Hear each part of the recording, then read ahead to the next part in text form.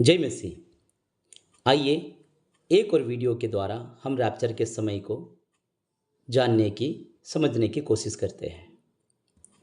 प्रकाशित वाक्य की पुस्तक 12 अध्याय का 14वां पद। उस स्त्री को बड़े उबाक के 2 पंख दिए गए कि सांप के सामने से उड़कर जंगल में उस जगह पहुंचाई जाए जहां वो एक समय और समयों और आधे समय तक पाली जाए। तो इस वचन में एक स्त्री है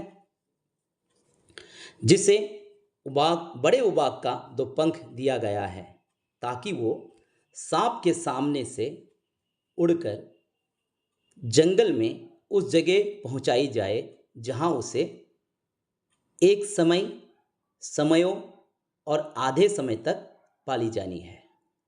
तो स्त्री कलीसिया है, प्रभु के लोग हैं, सांप शैतान है और जंगल स्वर्ग है।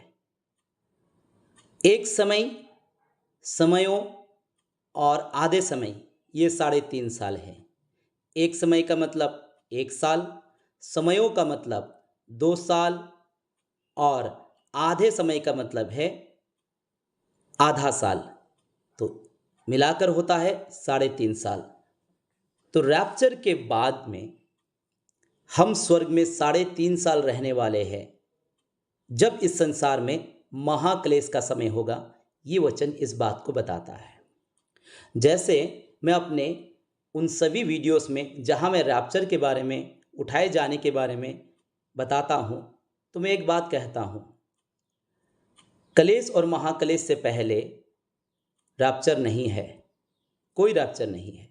ना ही क्लेश और महाक्लेश के बाद कोई रैप्चर है। रैप्चर एक है और वो क्लेश और महाक्लेश के मध्य भाग में है। जैसे ही क्लेश का 3.5 साल खत्म होगा, प्रभु मध्य आकाश में आएंगे, अपने लोगों को बुलाएंगे और प्रभु के लोग उनके आवाज़ को सुनेंगे। उनका रैप्चर होगा, वो उठाए जाएंगे, वो मध्य आकाश में प्रभु से मिलेंगे और प्रभु के संग स्वर्गीय के राज्य में प्रवेश करेंगे। और उसके बाद इस संसार में महाक्लेश का समय होगा 3.5 साल। आइए हम कुछ और वचनों के द्वारा उठाए जाने के समय को, रैप्चर के टाइम को समझने की कोशिश करते हैं। प्रकाशित वाक्य की पुस्तक 8 अध्याय का 12वां पद। चौथे स्वर्गदूत ने तुरही फूंकी और सूर्य की 1/3 और चांद की 1/3 और तारों की 1/3 पर आपत्ति आई, यहाँ तक कि उनका 1/3 अंग अंधियारा हो गया और दिनों की 1/3 में उजाला ना रहा और वैसे ही रात में भी। तो इस वचन में हम पढ़ते हैं कि जब चौथे स्वर्गदूत ने तुरही फूंकी तो उस समय सूर्य में, चांद में और तारागण में कुछ आपत्ति आई। ये घटना रैप्चर के बाद होने वाला घटना है। रैप्चर के समय प्रभु आकर अपने लोगों को तो उठाकर लेकर चले जाएंगे, लेकिन वे लोग जो रैप्चर में नहीं जाएंगे उनको प्रभु एक चिन्ह देगा और चिन्ह होगा सूर्य का अंधियारा होना, चंद्रमा का लाल होना और तारागण का प्रकाश ना देना। जब वे लोग जो रैप्चर में नहीं जाएंगे इन बातों को होते हुए देखेंगे तो वे समझ जाएंगे कि वो रैप्चर में नहीं गए। क्लेश और महाक्लेश का जो 7 साल है, उन 7 सालों में 7 तुरियों को फूंका जाएगा। पहला, दूसरा और तीसरा तुरी रैप्चर से पहले फूंकी जाएगी। तीसरे तुरी के आखिर में रैप्चर होगा और जैसे ही रैप्चर होगा अगला ही क्षण चौथा तुरी फूंका जाएगा, जो रैप्चर का चिन्ह होगा, उठाए जाने का चिन्ह होगा।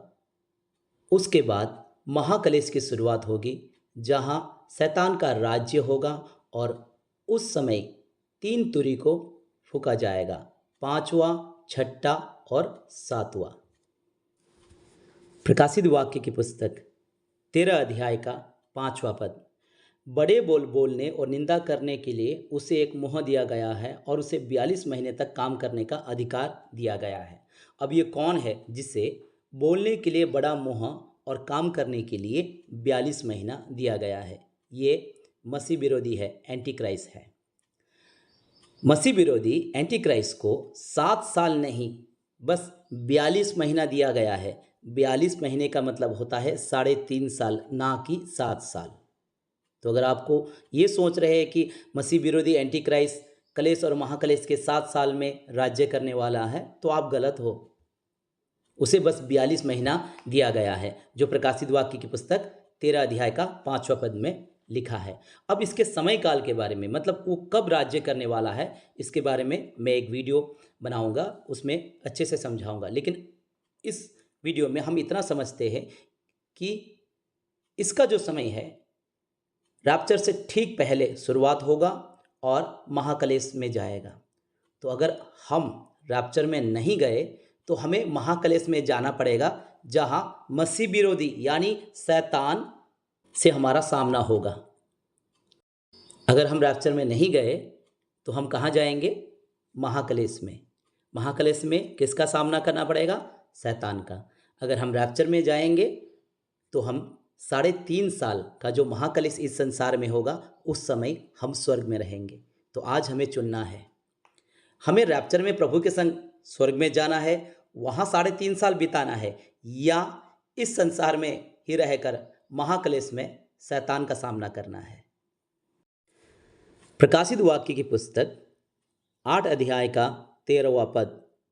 जब मैंने फिर देखा तो आकाश के बीच में एक उबाक को उड़ते और ऊंचे शब्द से यह कहते सुना, उन 3 स्वर्गदूत की तुरी के शब्दों के कारण जिनका फूंकना अभी बाकी है, पृथ्वी के रहने वालों पर हाय हाय हाय। तो हम इस वचन में देखते हैं कि एक उबाग आकाश में उड़ते हुए ऊंचे शब्द से यह कह रहा है कि जिन 3 तुरी का फूंकना अभी बाकी है, उनके कारण पृथ्वी पर रहने वालों के लिए हाय हाय हाय। तो सबसे पहले हम समझते हैं ये समय कब का है। ये समय महाकलेश का है। जैसे मैंने बताया, कलेश और महाकलेश का जो 7 साल है, इनमें 7 तुरियां है। उठाए जाने से पहले, रैप्चर से पहले 3 तुरी, रैप्चर के ठीक बाद चौथा तुरी, जो रैप्चर का चिन्ह होगा, रैप्चर का साइन होगा। उसके बाद 3 तुरी फूकी जाएगी, जो महाकलेश के समय में होगा। तो जो लोग महाकलेश में इस संसार में रहेंगे, तो उनके लिए ये वचन कहता है हाय हाय हाय। क्यों?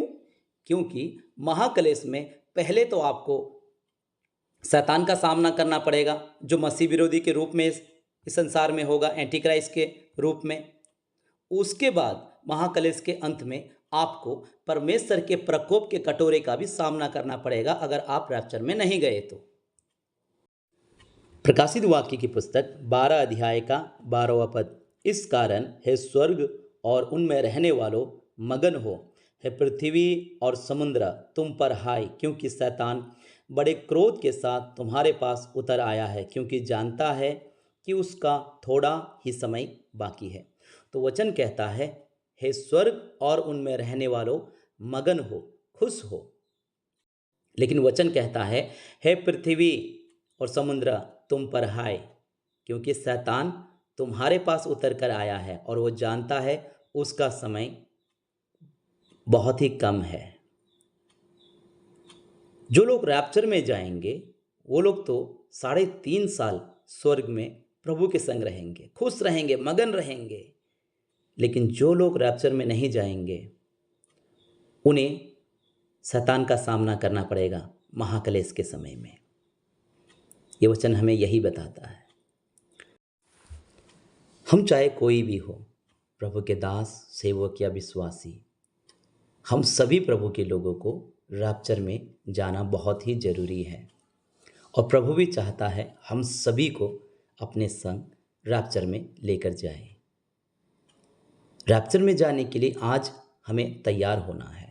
और तैयारी कैसे? क्या हम खुद तैयार हो सकते? नहीं, हम खुद तैयार नहीं हो सकते, क्योंकि हम रोज़ बहुत सारी गलतियां करते हैं, बहुत सारे पाप करते हैं।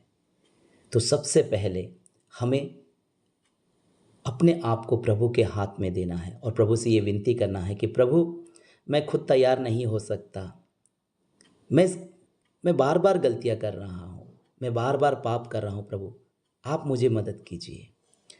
जब हम इस तरह प्रार्थना में उपवास के साथ प्रभु के आगे जाएंगे, अपने घुटने को टेकेंगे, अपनी गलतियों को मानेंगे, पछताव करेंगे, तब प्रभु हमें मदद करेगा तैयार होने में।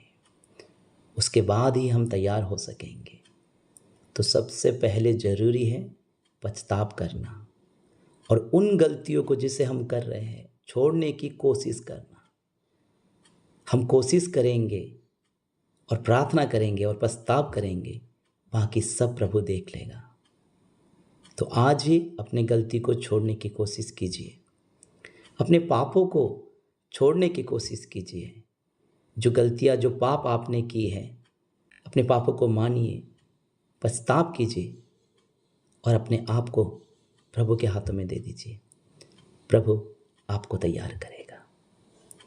प्रभु आपके संग रहे और आपको स्वर्ग के राज्य में प्रवेश करने के लिए तैयार करें। जय मसीह।